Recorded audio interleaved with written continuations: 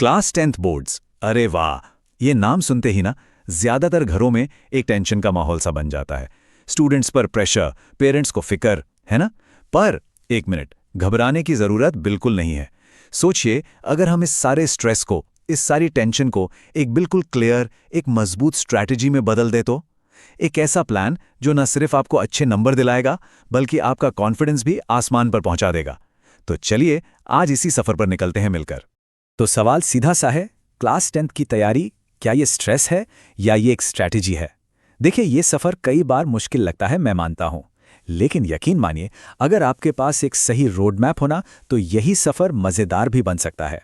तो आइए आज मिलकर इस स्ट्रेस वाले रास्ते को एक सक्सेसफुल स्ट्रैटेजी वाले रास्ते में बदलते हैं। तो आज हम क्या क्या देखने वाले हैं? सबसे पहले हम समझेंगे कि बोर्ड एग्जाम का चैलेंज असल में है क्या। फिर जानेंगे सक्सेस का एक बिल्कुल सिंपल सा मंत्र। उसके बाद एक मजबूत शुरुआत और प्लान कैसे बनाना है ये देखेंगे। फिर हर सब्जेक्ट को कैसे जीतना है उस पर बात करेंगे। और आखिर में फाइनल राउंड की तैयारी कैसे करनी है। तो चलिए शुरू करते हैं हमारे पहले पड़ाव से, बोर्ड एग्जाम का चैलेंज। देखिए, ये समझना बहुत ज़रूरी है कि क्लास 10th का एग्ज़ाम सिर्फ एक स्टूडेंट का नहीं होता, ये पूरे परिवार का एग्ज़ाम होता है। ये एक तरह का टीम वर्क है, जहां स्टूडेंट्स और पेरेंट्स दोनों मिलकर एक ही मंजिल की तरफ बढ़ते हैं। अब आते हैं दूसरे सेक्शन पर, सक्सेस का सिंपल मंत्र। तो फिर इस चैलेंज का, इस प्रेशर का सॉल्यूशन क्या है? अच्छी बात यह है कि इसका जवाब एक बहुत ही सिंपल और पावरफुल मंत्र में छिपा है। और यही मंत्र आपकी पूरी तैयारी की नींव है। तो सफलता का वो सीक्रेट फॉर्मूला क्या है? ये है concept plus practice plus revision. बस यही 3 शब्द हैं। मतलब सबसे पहले किसी भी टॉपिक के कॉन्सेप्ट को एकदम गहराई से समझो, फिर उससे जुड़े जितने सवाल हो सकें उनकी प्रैक्टिस करो, और आखिर में उसे बार बार दोहराओ। अच्छे नंबर लाने का इससे सीधा और कोई रास्ता है ही नहीं। चलिए अब तीसरे सेक्शन पर चलते हैं, एक सही शुरुआत। सोचिए, एक बड़ी बिल्डिंग बनाने के लिए सबसे जरूरी क्या होता है? उसकी मजबूत नींव। बिल्कुल वैसे ही बोर्ड्स में अच्छे स्कोर के लिए एक मजबूत प्लान और कुछ अच्छी आदतें बनाना सबसे पहला और सबसे जरूरी स्टेप है। तो चलिए देखते हैं कि ये नींव कैसे रखी जाएगी। तो ये मजबूत नींव बनाने के गोल्डन रूल्स क्या हैं? ध्यान से सुनिए। पहला और सबसे जरूरी नियम, NCERT आपकी सबसे अच्छी दोस्त है। ये बात गांठ बांध लीजिए, क्योंकि 80% पेपर यहीं से बनता है। दूसरा, रोज पढ़ने की आदत डालिए ताकि लास्ट मिनट वाली घबराहट ना हो। तीसरा, हर रोज कम से कम 2 से 3 सब्जेक्ट्स जरूर पढ़ें ताकि बैलेंस बना रहे। चौथा, हफ्ते में एक बार रिवीजन करना, ये तो मैंडेटरी है, करना ही करना है।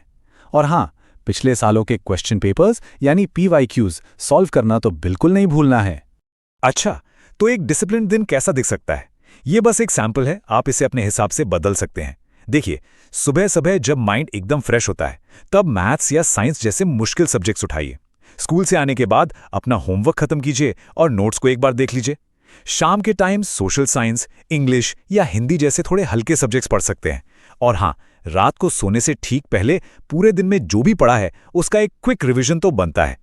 अब सिर्फ एक दिन का प्लान काफी नहीं है, पूरे हफ्ते का प्लान होना चाहिए। तो मंडे से फ्राइडे तक आप रेगुलर पढ़ाई कीजिए, नई कॉन्सेप्ट सीखिए। लेकिन वीकेंड्स आपके असली गेम चेंजर हैं, याद रखिएगा। शनिवार को एक सैंपल पेपर सॉल्व करने के लिए रखिए, और संडे को पूरे हफ्ते का रिवीजन और साथ ही उन टॉपिक्स पर काम कीजिए जो आपको मुश्किल लगते हैं। चलिए जी, अब आते हैं चौथे सेक्शन पर, हर सब्जेक्ट पर विजय कैसे पाएं। देखिए, हमारी नींव तो अब मजबूत हो गई है, तो अब टाइम है हर सब्जेक्ट को जीतने के लिए एक स्पेशल स्ट्रैटेजी बनाने का। क्योंकि सीधी सी बात है, हर सब्जेक्ट को पढ़ने का तरीका अलग होता है। बात करते हैं मैथ्स और साइंस की। मैथ्स में तो बस एक ही मंत्र काम करता है, प्रैक्टिस प्रैक्टिस और प्रैक्टिस। NCERT के हर सवाल को कम से कम 2-3 बार सॉल्व कीजिए, और हाँ, एक फॉर्मूला कॉपी जरूर बनाइए। अब साइंस की बात करें तो फिजिक्स में कॉन्सेप्ट्स क्लियर करने पर फोकस कीजिए। केमिस्ट्री में केमिकल इक्वेशंस को अच्छे से याद कर लीजिए, और बायोलॉजी में डायग्राम्स की प्रैक्टिस और कीवर्ड्स को याद करना बहुत जरूरी है। अब सोशल साइंस, इंग्लिश और हिंदी की स्ट्रैटेजी थोड़ी अलग है। SST में डेट्स और इवेंट्स को एक कहानी की तरह जोड़ के याद रखिए, बहुत आसानी से याद हो जाएगा। मैप्स की प्रैक्टिस करना मत भूलिएगा। और इंग्लिश और हिंदी में, इनमें राइटिंग फॉर्मेट्स जैसे लेटर, आर्टिकल, पत्र, निबंध, इनकी खूब प्रैक्टिस कीजिए, और ग्रामर को रोज थोड़ा थोड़ा टाइम देते रहिए। और अब हम आ चुके हैं हमारे आखिरी और सबसे जरूरी सेक्शन पर, फाइनल राउंड की तैयारी। ये वो दौर है जो सब कुछ तय करेगा। आपकी साल भर की मेहनत का नतीजा इसी दौर की तैयारी पर डिपेंड करता है। अच्छा, एक सबसे बड़ा सवाल जो सबके मन में होता है, पढ़ा हुआ याद कैसे रखें?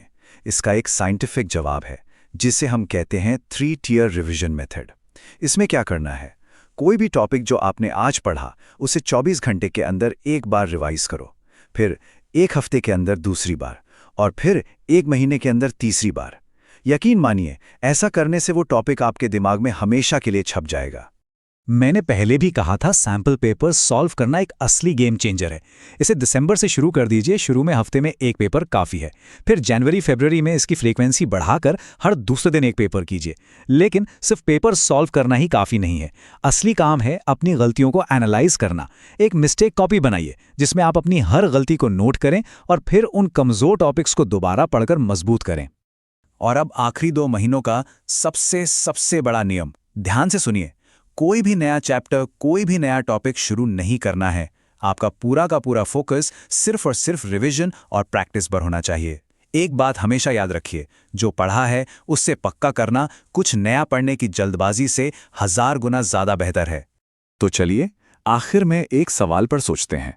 अच्छे नंबरों के अलावा ये पूरी तैयारी आपको और क्या सिखाती है? ये आपको डिसिप्लिन सिखाती है, टाइम मैनेजमेंट सिखाती है और प्रेशर में, मुश्किलों में डटे रहना सिखाती है। सच पूछिए तो ये सिर्फ एक परीक्षा नहीं है, ये जिंदगी का एक बहुत बड़ा सबक है। तो इस पूरे सफर को एक परीक्षा का बोझ मत समझिए, इसे सीखने का एक मौका समझिए।